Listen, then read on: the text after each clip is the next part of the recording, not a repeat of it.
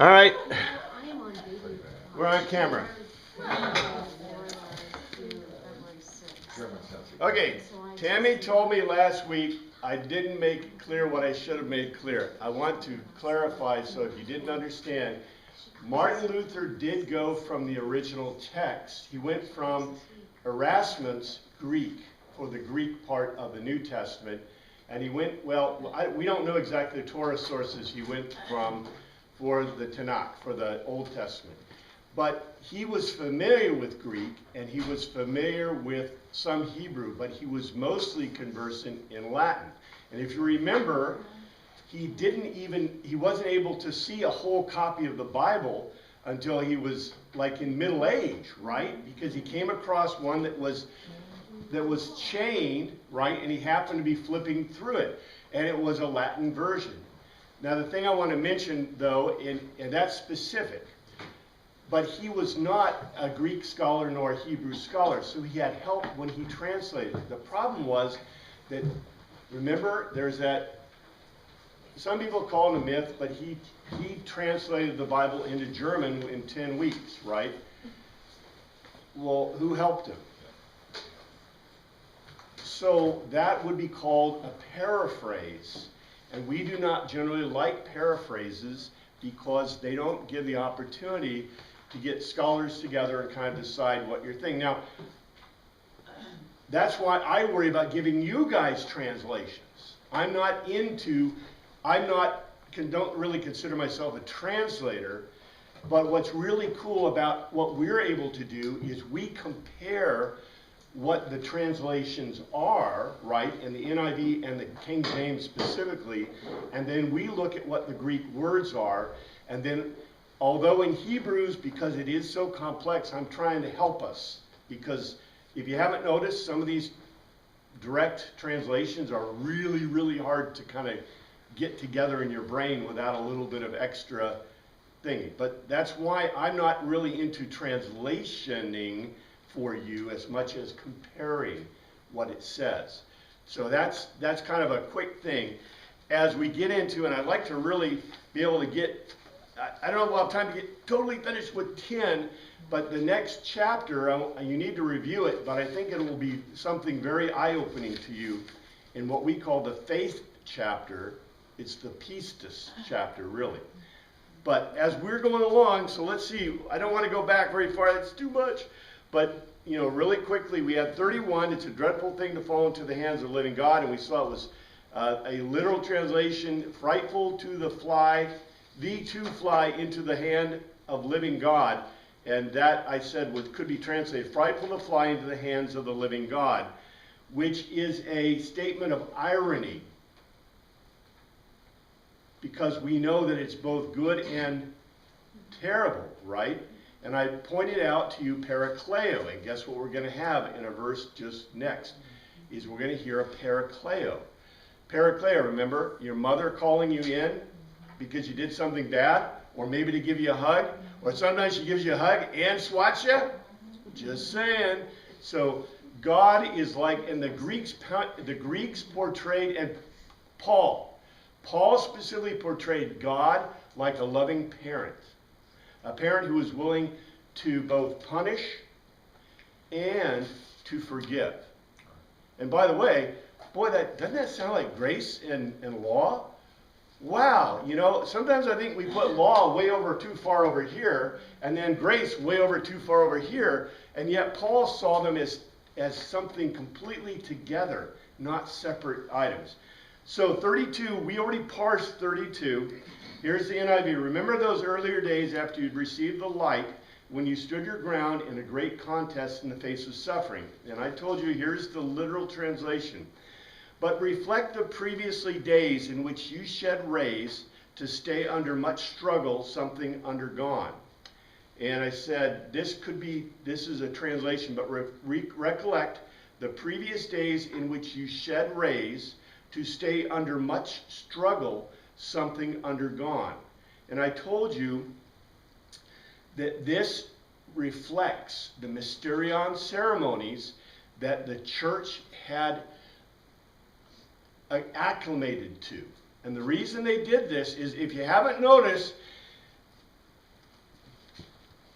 do I put this? Okay, do any of you celebrate Christianity the way Teen Hodos celebrated Christianity? Not very similar.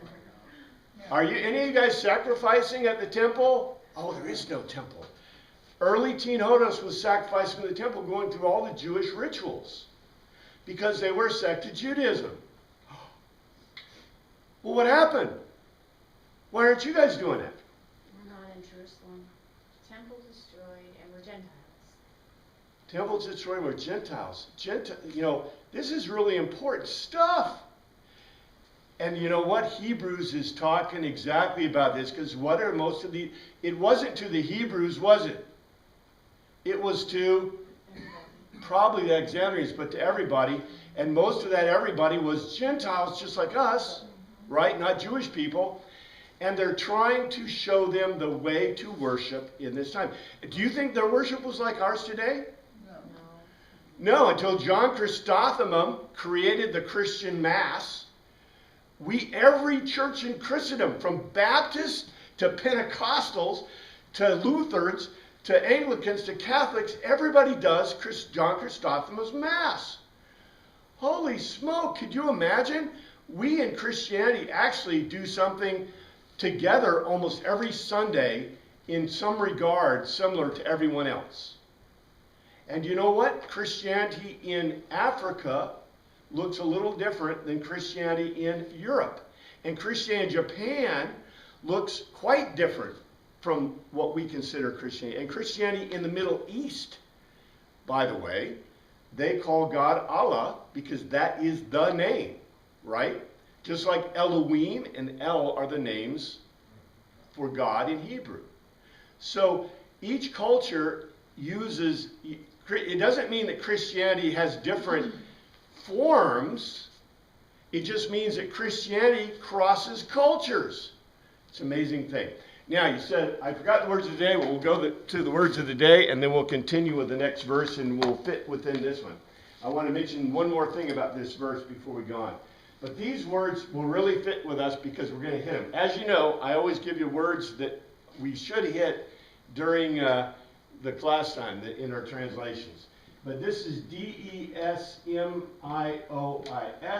If it looks familiar to you, okay, Greek. Pronouncing Greek. Nobody knows how to really say it, but desmiosis. This means bondage, basically in bondage. Bondage, translated to be a prisoner. It's anything in bondage, but the word comes from bound, or to be bound. And there's another word that's really close to this. But Paul writes about this all the time, about being, bound in Christ, being a slave to Christ. Basically, this is that word.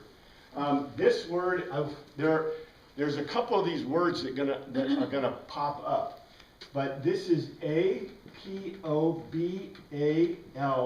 This is E-T-E. Now, this is the declension of the verb, but this is basically apobalo. Apobalo. And you say, well, we have parabolo, right? Parabolo. We have, let's see, what are all the balo words that we really like? Parabolo. Diabolo. Yeah, diablo. Yeah, hyperbole, hyperbolo. And we know that, okay, parabolo is now the Greeks only had one axis because they weren't fully cogent and they didn't have algebra, so they're working with geometry.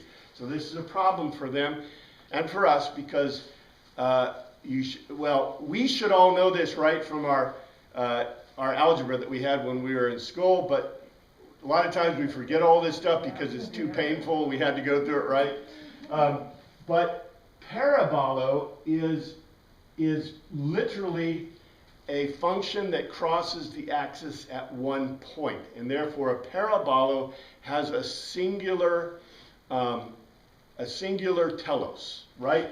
All Greek writing is a logos to telos, and the telos is unstated in Greek. That's why I put it on top, because it's not a telos here. It's not a conclusion. It's an unstated telos.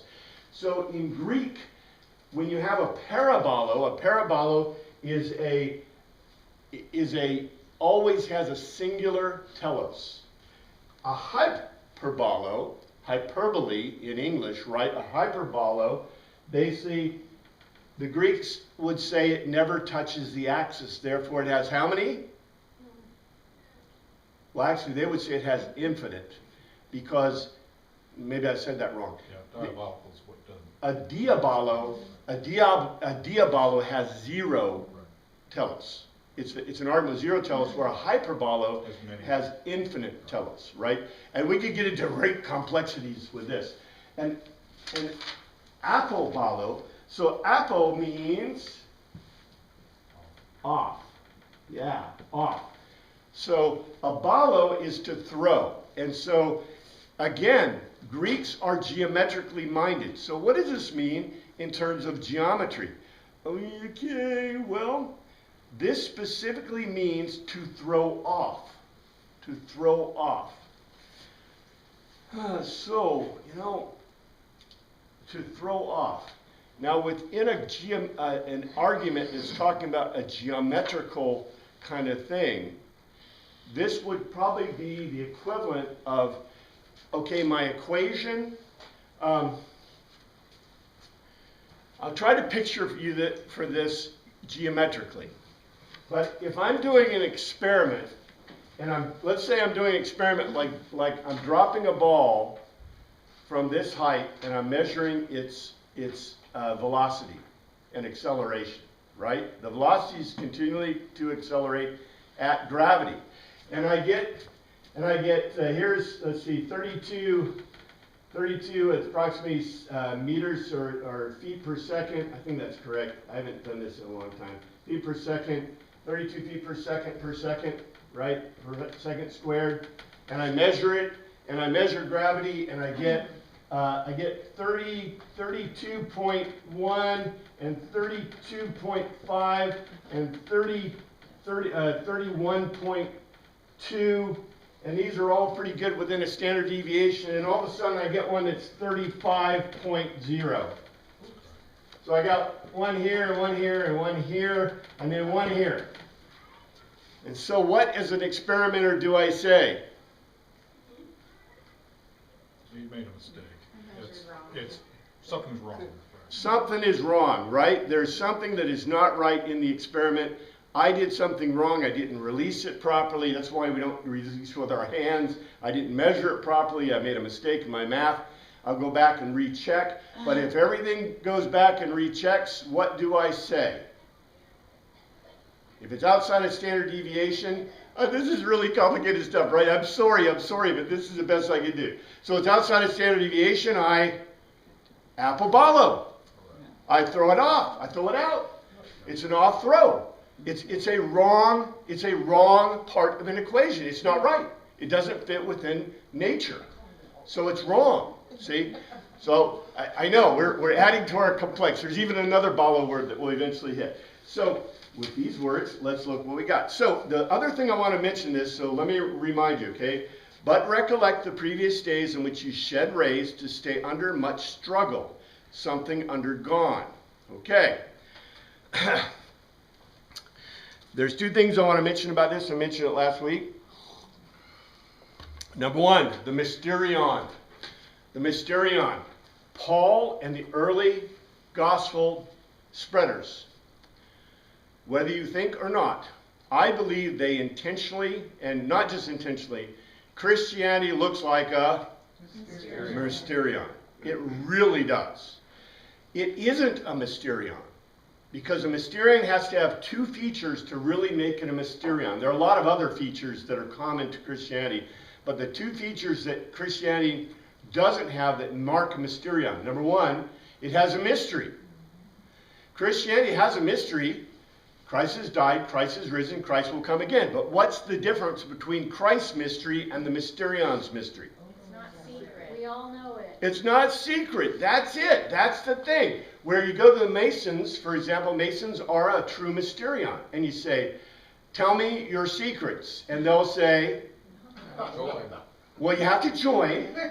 You have to become an initiate. Earn your way there. And then you earn your way by learning the mystery, right? You learn the mystery, and finally, when you're a 52nd Mason, they will say, You know all the mysteries. you know all the mysteries, and now that you get the final mystery, right? There's another one that's really similar to this. Anybody know the great mysterion we have in our country that's based in Christianity? Mormons? Mormons. Yeah. Mormons are a mysterion.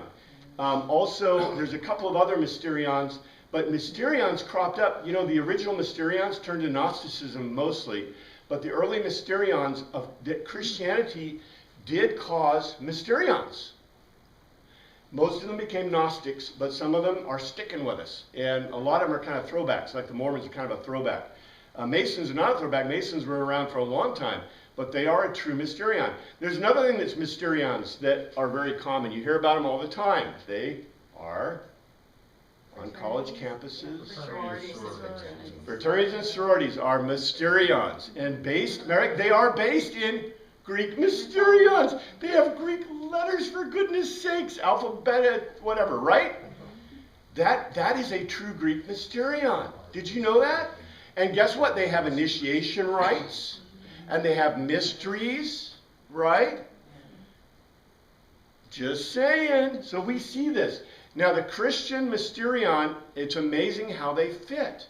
Because remember, if you remember when we were studying Mark and Matthew, one of the big deals that Christ made was he said, don't be like the mysterions. And one of the main things he says, hide it under a bushel? No, I'm going to let it shine. Because Christ said specifically, and one of the mysterion concepts of Mithras was that they would cover a light or a candle with a bushel, and they would bring it down into the dark.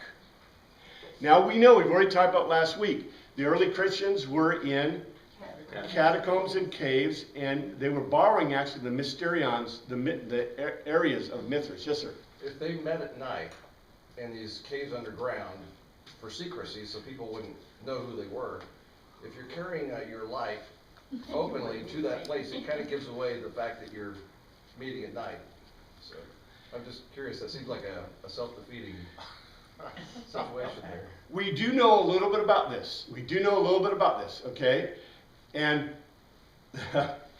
you're going to crack up. We do know, because we know some from the early medieval period, like the church before Constantine made it legal and everybody could, shine their light, so to speak. But what they would do is they basically took over Mithran worship, because the Mithrans and a lot of the others, Osirians, Mithrans, Pythagoreans, the minute Christianity came, there was hope for the world. I mean, there was a mystery, an initiation, but you knew what the mystery was, and it was a free initiation. All you had to do was say, I want to be a Christian, and learn, right? So people were just amazed and astounded, and they came in droves. So they took over the Mithrin and all these temples, especially the Mithrin, because the Mithrins really fit. But we know that what they did is they would generally do what we do. Right? They would bring the Christ candle, and we believe they had a Christ candle. The Christ candle was brought out into the worship area, and then everyone lit their candle from it. Where the difference was, you know what the difference was, right? Okay, now we're getting into deep, deep stuff. This is really huge cultural stuff. The Greeks never, ever... Okay, how did the Greeks light their hearth fire? Does anybody know? From the eternal flame. From the eternal flame. Every year, the eternal flame... And who kept the eternal flame, by the way? Delphi, Who kept it? Hestia kept it. Hestia was a Greek goddess of the hearth. She kept the eternal flame all the time. She had a temple, the hearth temple, that was right by Zeus's temple. And she kept the hearth flame. Guess what? Once a year, every household in Greece quenched the flame on their hearth and swept it out. The hearth was swept out at that time. What they did every other day is they would write the Alpha and Omega, and they would bank the hearth fire so there would be a coal the next day. so they could relight their fire, okay? But they would always write the Alpha and Omega. Alpha and Omega is the sign of Hestia. So that was the hearth. She was the goddess of the hearth. Every year they would clean out their hearths. They would clean out the hearth at Delphi, Hestia's hearth. And they would relight the hearth fire from the sun. Remember in the Olympian thing, they take a shield and they do the rays? The Greeks did the exact same thing. And until the sun shined, and guess who was the god of thunder and the god of lightning and the god of thunderstorms? And who blocked the sky? Zeus. So until Zeus allowed the pure of Zeus, the fire of Zeus, to come down as sunlight, which was the god of Apollo, by the way. And who is he in Greek? It wasn't Apollo in Greek. In Greek it's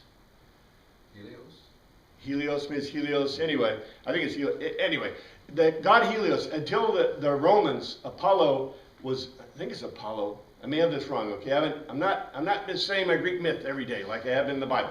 But anyway, if you look in the thing, Apollo was not considered as strong a god. He's a later god because he's a god of music and horses, right? Ooh, interesting stuff. But before that, the god Helios was, the pure of Zeus was the fire of Zeus, the whatever. So until the clouds would come open and they could get the sunlight to light the fire, no one had a hearth fire in Greece. So when they lit the hearth fires, first the hearth fire was lit at Delphi, at, is it Delphi? No, at the mountain, Olympus. There's an Olympus site, and they would light it at the Olympus site, and then runners would run all over Greece to all the temples in Greece. And every temple would get their fire, right, from the temple at Olympus.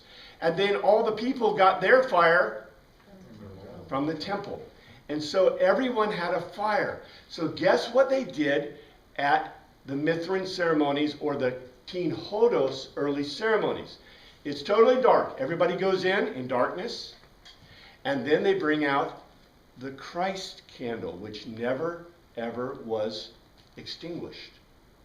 Right? Except, and we don't extinguish it once a year. What do? We recess it and hide it. We don't extinguish it. The Christ candle is never extinguished in Christian thought. But then they would bring it out in the ceremonies and everybody would take their candle and light it. Now this is all cultural. You wonder why we do what we do. This is why we do what we do. The Greeks and everybody else did it. So when it says, but recollect the previous days in which you shed rays to stay under much struggle, something undergone. Now the struggle undergone. What are Oriental struggles? Anybody want to guess about Oriental struggles? Okay, in Oriental thought, let's say, I don't care, I'm an Asian person. Now, we don't do this in our culture much either, but in an Asian culture especially, let's say Dave says, hey, how do you like my outfit? In English culture, in our culture, we might say, if he's especially heinously dressed, we might say, Dave, let me take you aside. There's something wrong with your wardrobe. We need to work on it, okay? There's some stories behind this, I'm sure. Some people might say, okay, you're all right, but, I wouldn't wear that to a, family restaurant. I'm not making fun of you, Dave. I'm just saying what people might say, right? Believe me, you're really getting close to home. Good example. I'm sorry. I don't mean to be putty out. Maybe I should pick somebody else, okay? No, go with it. Maybe Dave, okay? Maybe the other Dave. Anyway, but an Oriental person will never take you aside. They will always say, you look wonderful. Or they might not say anything. They will be graciously quiet. Okay? Because Oriental cultures classically do not speak their approbation.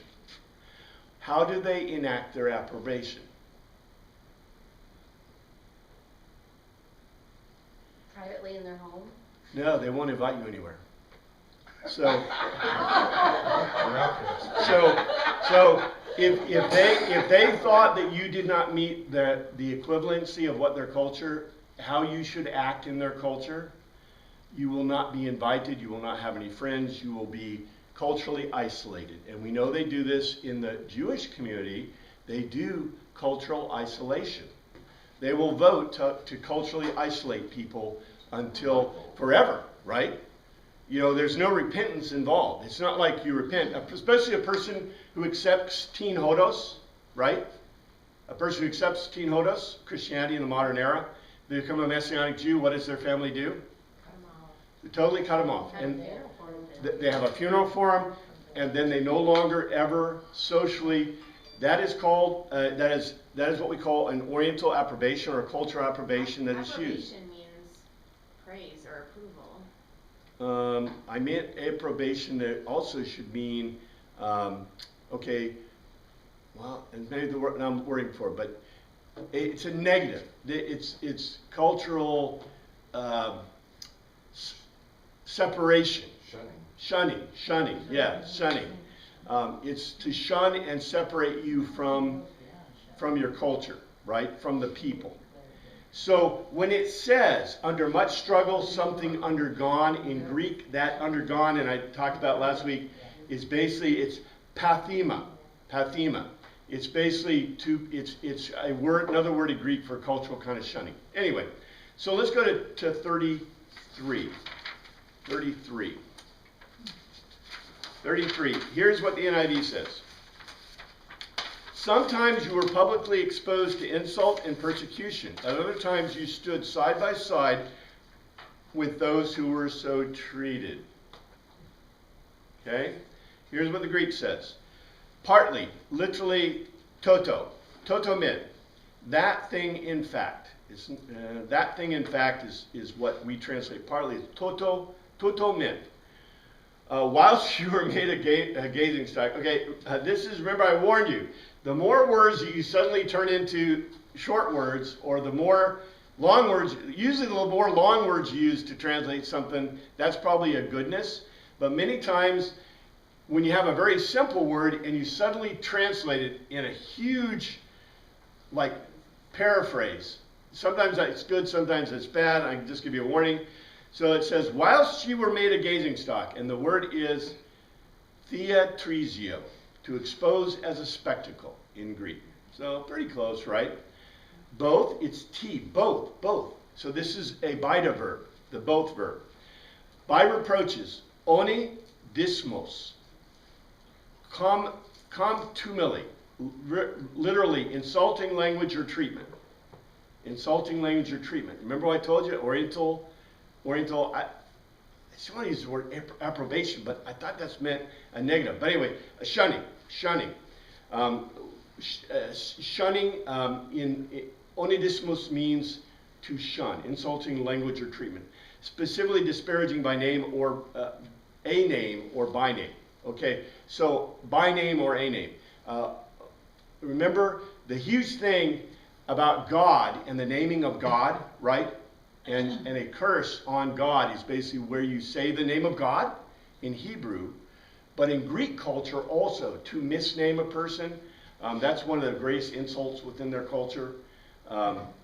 Anyway, I'll point this out too. Like, for example, in Japanese is a great language thing. In Japanese, you never say you, Kimi.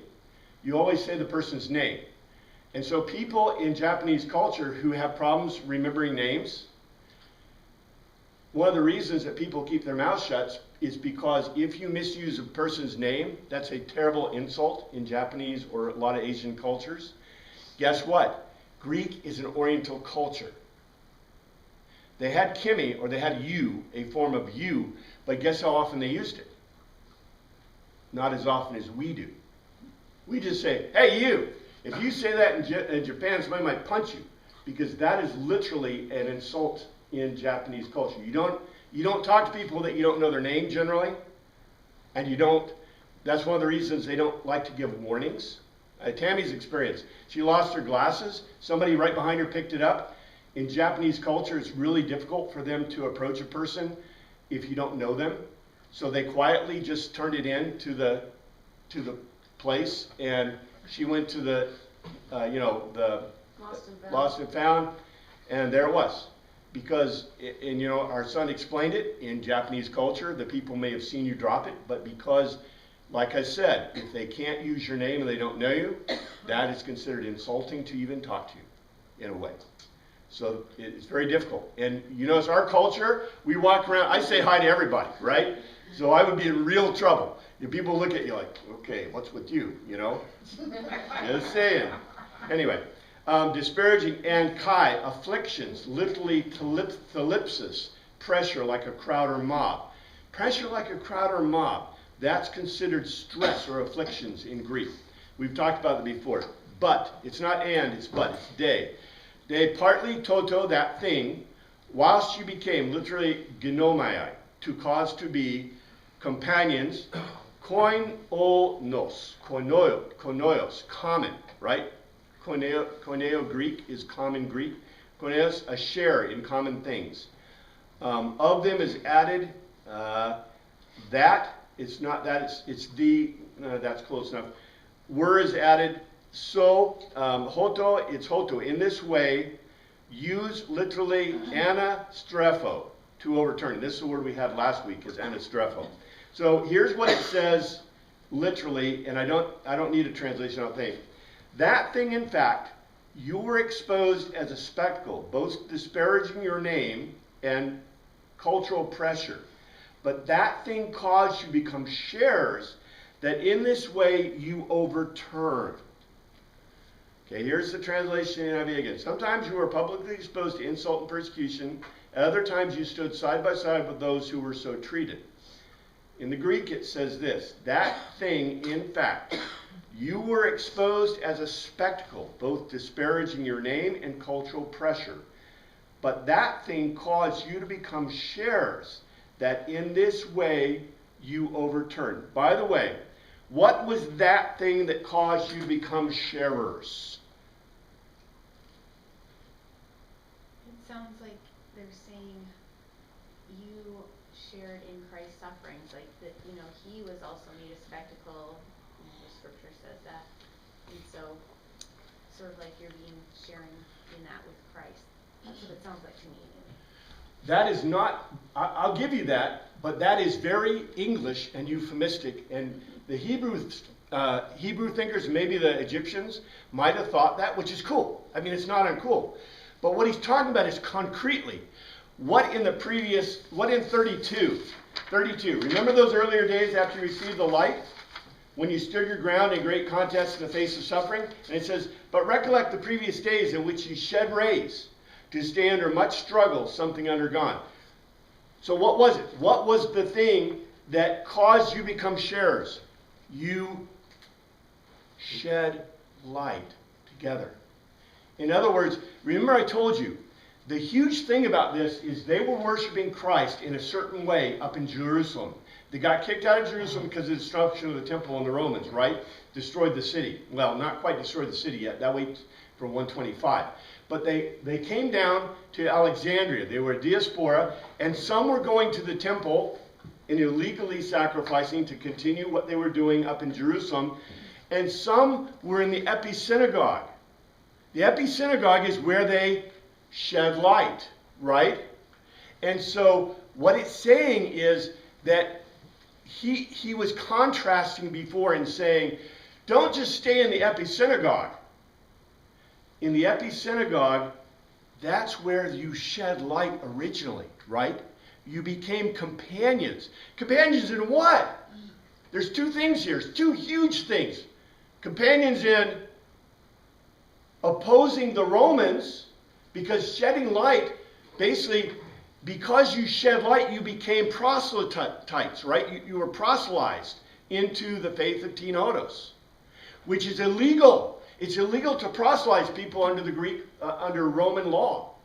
It's okay to become, like I decide to, so that's okay. But if you're proselytizing people or bringing people, like if I invited you, if I said, Dave, come on to my, we're going to, we have a Tinotos, Mithrin kind of thing. I mean, it's kind of cool. You can come down and, we have a Eucharist. We have a meal with the deity. You know, we learn about, you know, the Septuagint. We learn about some really neat stuff, right? And we have somebody who's a speaker who knew Jesus.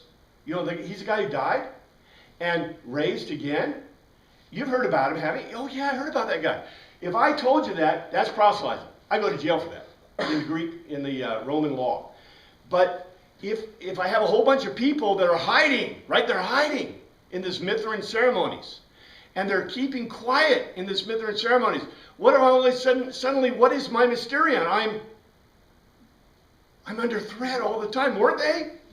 Yeah. You know they were, right? They were prosecuting Christians, or even like killing them in the arenas, right? In the Hippodrome and arenas. With the cultural pressure too, not just the government, but there was a lot of misperceptions about what people thought that they were, like that they met, you know, after dark or something, so that was witchcraft, or they were supposed to greet one another with a brotherly kiss, so that was like incest, or they were cannibals because of the Eucharist, and there was all these various things that were believed about them. That is precisely correct. And the biggest thing with this, okay, even the brotherly kiss, what you know about Oriental cultures, you should know about Oriental cultures, just because Western civilization is based in two Oriental cultures. I mean, this is huge stuff. So when you have Oriental cultures, one of the big deals is, what do you not do? You don't touch each other. Touching each other is like anathema. You know, in a Japanese culture and a lot of Asian cultures today, children don't get hugged after they're a certain age, because that would be showing too much affection, right? To give a brotherly kiss in an Oriental culture, holy smoke! That's more than we do handshakes. You know, you notice it came into our culture, and we're like, okay, I'll shake your hand, maybe. Some people don't even shake hands, right? I give you the shoulder thing, but in their culture, they went from don't touchy to giving the brotherly kiss. Wow, you know, and they had the secret marks to tell who they were. By the way, Mysterions always have secret marks or secret things that they did to announce themselves. It's interesting. What do you not do in Hebraic thought? You don't draw images. But yet in the Greek, tin hodos, the Greeks accepted images, like for example the ichthus and the chiro. So they use images, because guess who did that? Mysterions did that. Very interesting things how this came out. But the cultures are different. And you notice it says, that thing, in fact, you were exposed as a spectacle, both disparaging your name and cultural pressure. But that thing caused you to become sharers, and that this way you overturn. So basically, you overcame all these problems because you were together. But then, remember, the whole message before was, you need to get out of the episynagogue. You need to stop just gathering together in your homes. You need to spread it out. Now, I believe that they were, you know what I said before? They could get away with some proselytizing without really proselytizing. Like, for example, if I said, hey, we're going to have a Dionysian festival. Everybody had a Dionysian festival. That's where you drink wine. And matter of fact, we know they gave children like a ½ liter of wine, and by the end of the Dionysian festival, they were supposed to drink that, and the adults got a whole liter to 2 liters. We know their bottles. They had these sacred bottles that they would give to everyone in the Dionysian festival. Now, what do you think would happen to toddlers and kids that were drinking a ½ liter of wine? They would pass out. They become permanent alcoholics, right? Well, that really, remember, this is like the wine kind of festivals. A lot of times this is the only wine that people drink. This is the only wine that people drink. We also know they mix the wine a little bit with water, so it's probably watered down a little bit, but not huge. But let's say I said to you, I'm your Teen Hodos neighbor, and I say, well, I use a different example, okay, Dave. I use the other day. Okay, so the other day, I say, hey, you know, we're going to have a Dionysian festival, and you know that means we're going to have a lot of wine and maybe some meat, you know, really cool festival kind of thing. And I say, you know what? We have a place for children. We're going to look after your children, your wives. So you have a special place for your wives. because they'll be safe from the crowd. And we have, as a Christian community, you know, we protect our members. We have a sacred area, and we have a Eucharist. And you know what? You don't have to drink the wine if you don't want to, because, you know, you may not feel that it's consecrated properly to the correct God or whatever, right? So, come on. We have a nursery. We have facilities. We have kids' games, right? And you say, Sounds good. sounds good. Because the other option is, okay, debauchery. Yes, exactly. Exactly. You're giving people what we would consider an appropriate light. We're shining the light. You're showing your light, right? To a community, and it's not proselytizing, because it's a legal mysterion. You're just inviting them to come to a festival. Really cool. I like this. Here's 42. You sympathize with those in prison and joyfully accepted the confiscation of your property because you knew that you yourselves had better and lasting possessions. All right. This is, here we go. Let's parse this one. 4, gar, assigning a reason. Ye had compassion. It's sum pathio. To feel sympathy with. Basically, sum pathio, pathos, right? Pathos, to feel emotion. To sum pathio means soon together to feel sympathy with. Of me is added. In moi, of me, in moi, it's literally, the of me is added in English, it says in my, which in Greek is moi, of me. So it's interesting what's happening there. Bonds, desmios, a captive as bound, and it's kai, it's correct, took pros dekomai, to admit, not joyfully, meta chara, basically meta charis, amid, the Greek is cheerfulness, but the base of the word is charis, amid, we would say amid grace. Why didn't they say amid grace? It's joyfully, but amid, in Greek, it's true. Joyfully is probably pretty close, amid cheerfulness. The ho, spoiling, the harpad, the pillage of yours, Haman, of you, goods. It's hupar kunta, things in hand, of your things in hand, and we'll talk about that in a second. Knowing, gesinko, to know, in yourselves, it's hioto, yourselves. That is added, ye have, it's echo, to hold, in Oranos, the sky.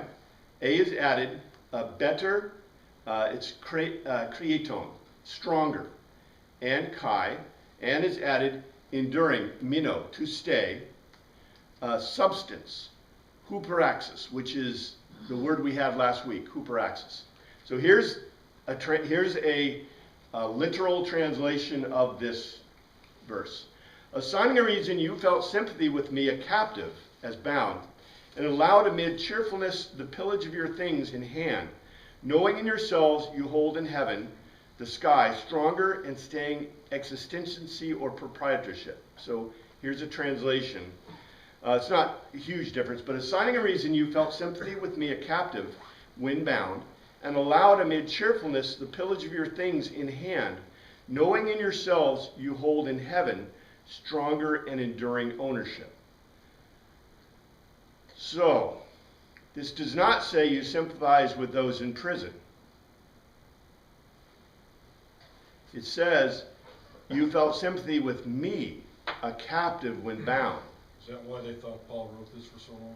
That is one of the reasons they thought Paul might have written this, but the problem is a lot of these Teen Hodos guys were in captivity, right? But it doesn't say, now, the NIV translators, I think, really went off the deep end on this one. You sympathize with those in prison? What? It doesn't say that at all. It says, assigning a reason you felt sympathy with me, a captive. It's of me, moi. The NIV, or the King James Version, is much closer. But what? With those in prison? What? What are you saying here? With me a captive when bound, and allowed amid cheerfulness the pillage of your things in hand.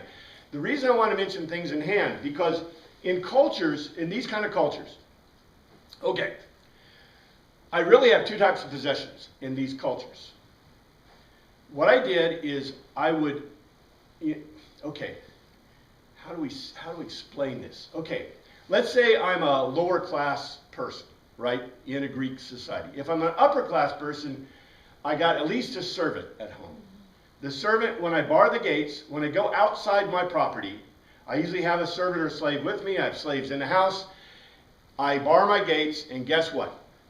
The bad guys can't come in to take my possessions. If you come across my gates or my wall, because all houses were walled and gated, then what did I do? The servants will get you. The servants will get you, and I'll kill you because you're coming into my property. This is the way the world worked in the ancient world, because there ain't no police, and you guard your possessions. So you had possessions at home, and if you were lower class, usually who stayed at home? The wife and the kids, and you might have a slave. Even a lower class person might own slaves in these cultures. But even if you didn't, you had, guess what they had in the communities? What did the communities look like? You had a house, you had a house, you had a house, you had a house, you had a house, you had a house, you had a wall, and you had a gate. And so everybody in a familial group or in a group, community group, lived together. And if somebody came across the wall, And then someone from another house would protect as a group. and if you had a family, like let's say a mother only, a woman only in the house, then she would say, help, help. And guess what? Somebody would come and help her. So in these communities, in cultural communities, people protect each other. So you had two different types of possessions. You had the possessions you had at your house that were protected either by your family or your slaves or your servants or whoever you had, right? And you also had the property In your possession. in your possession. Most people carried most of their possessions because most people didn't have, we have a bazillion, our clothing. Look at our closets. We have, coats and pants and we have everything.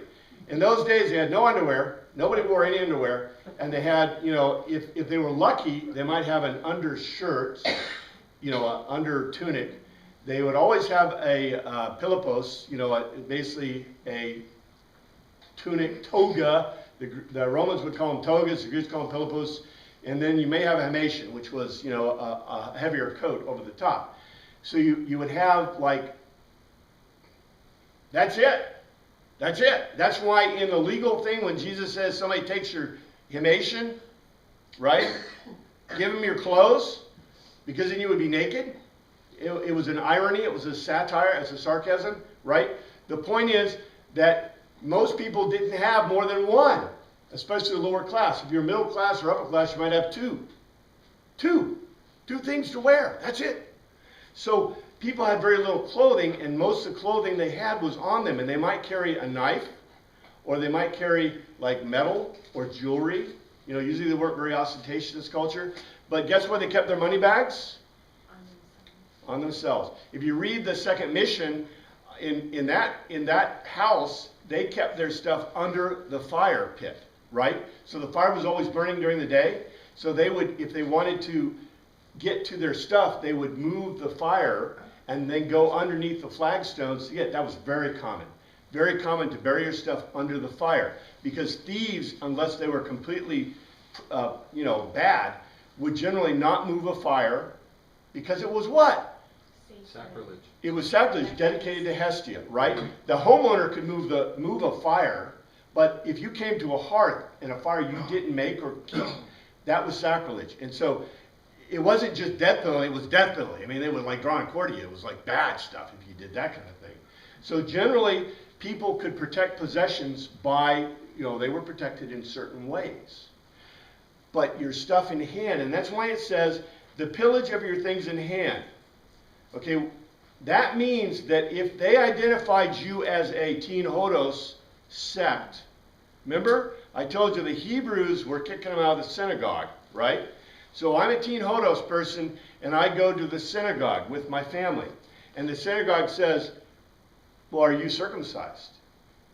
And you say, I'm Teen Hodos. And they say, well, prove you're circumcised, because we don't let anyone in here who's not purely Jewish and circumcised according to Jewish law.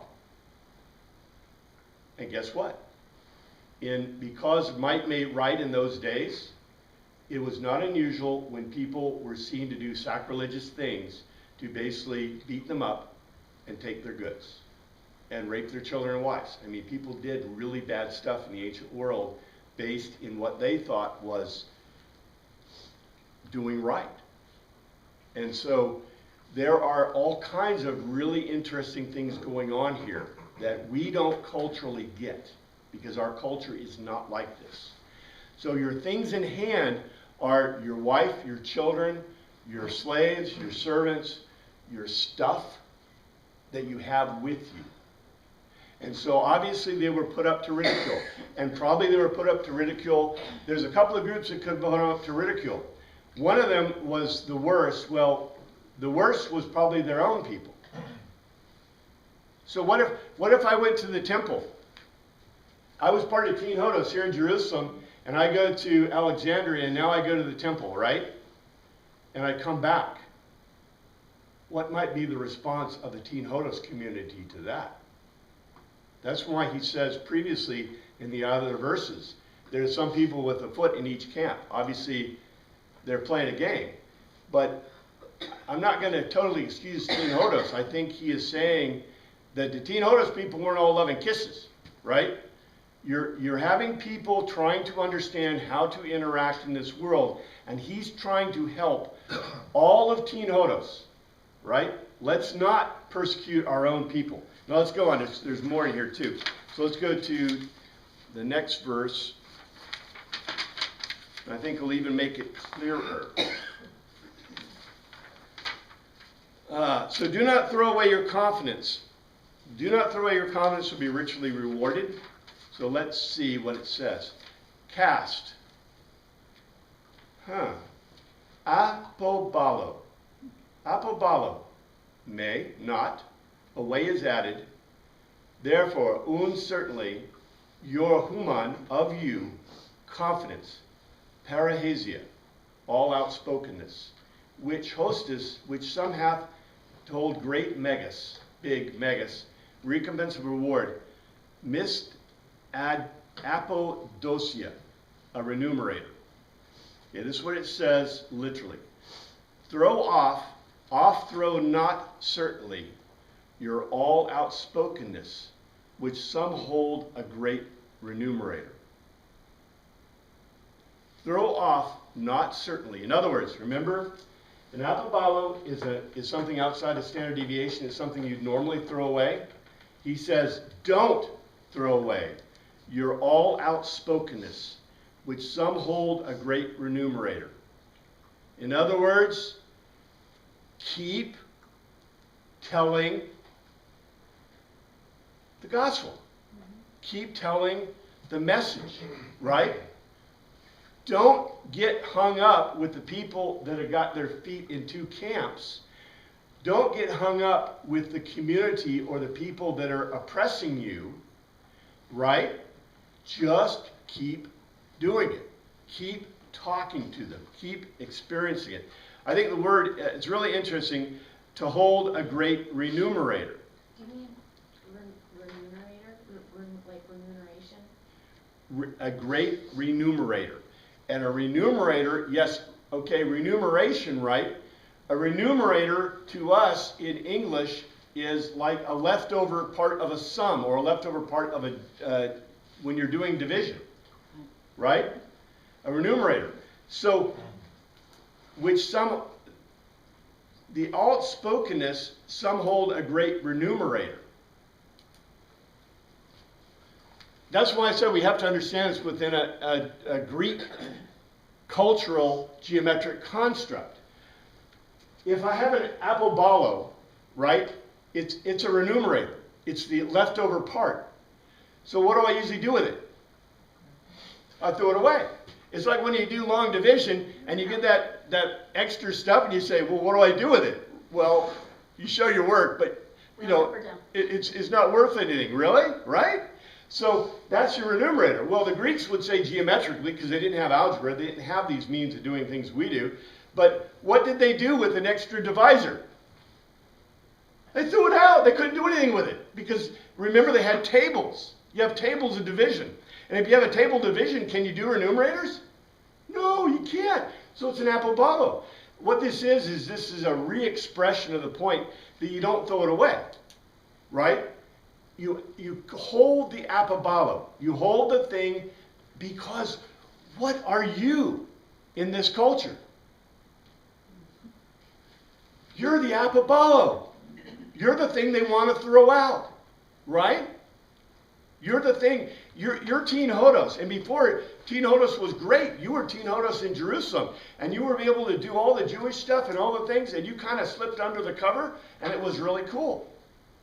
The destruction of the temple made it really difficult.